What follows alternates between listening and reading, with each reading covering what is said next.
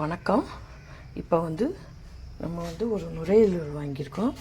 அந்த நுரையீரலை முதல்ல சுடுதண்ணியில் போட்டு கழுவி எடுத்துக்குவோம். சுடுதண்ணியில் நல்லா வாஷ் பண்ணி வச்சாச்சு. அதை ஒரு தடவை சுடுதண்ணியில் போட்டு எடுத்து வச்சுட்டுதான் நம்ம அதை செய்ய ஆரம்பிக்கணும்.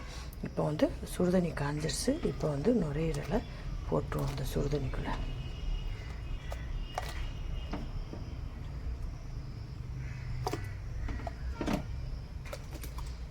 இப்போ சுடுதண்ணிக்குள்ளே போட்டாச்சு. கொஞ்சம் நேரம் இருக்கட்டும் சுடுதண்ணிக்குள்ளே. அதுங்காட்டி சுடுதண்ணிக்குள்ளே கொஞ்சம் நேரம் இருக்கட்டும். இப்போ நம்ம அடுப்பில் பாத்திரத்தை வச்சு அடுப்பை ஆன் பண்ணி இதுக்கு வேண்டிய பொருள்லாம் சேர்த்துருவோம். இப்போ தேவையான அளவு எண்ணெய் ஊற்றிட்டோம். இப்போ தேவையான அளவு எண்ணெய் ஊற்றியாச்சு. எண்ணெய் காயட்டும். எண்ணெய் நல்லா காஞ்சிச்சு. இப்போ கருவேப்பிலை போட்டுருவோம். கருவேப்பிலை பொரிஞ்ச ஒருபாடு தேவையான அளவு வெங்காயத்தை போட்டு வதக்குவோம்.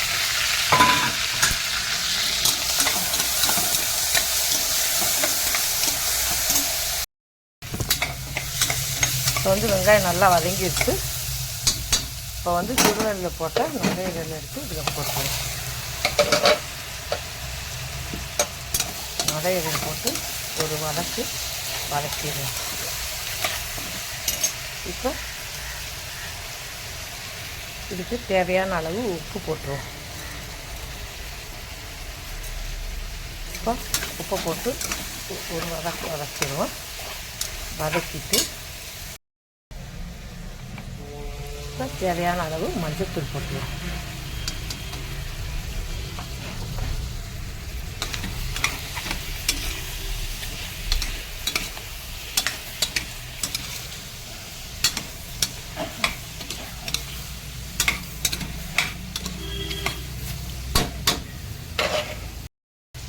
இப்போ வதங்கின ஒருபாடு 1 டேபிள் ஸ்பூன் மிளகுத்தூள், 1 டேபிள் ஸ்பூன் மிளகுத்தூள், ஜீரகத்தூள் போட்டுருவோம்.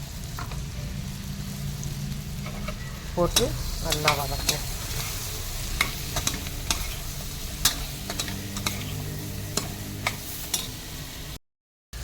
இப்போ இது வேகிறதுக்கு 1/2 லிட்டர் தண்ணி ஊற்றிடுவோம். ஊற்றி நல்லா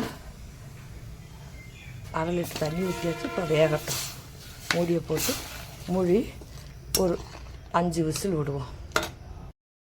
இப்போ இதில் லைட்டாக கொஞ்சோண்டு மிளகாத்தூள் போட்டுருவோம். ஏன்னா தேவையான அளவுன்னு காட்டில் உங்களுக்கு காரம் வேணும்னா கொஞ்சம் அதிகமாகவே போடுங்க. இப்போ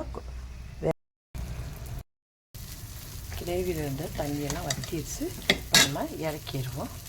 எங்களுடைய சேனலை லைக் பண்ணுங்கள், ஷேர் பண்ணுங்கள், கமெண்ட் பண்ணுங்கள். நன்றி.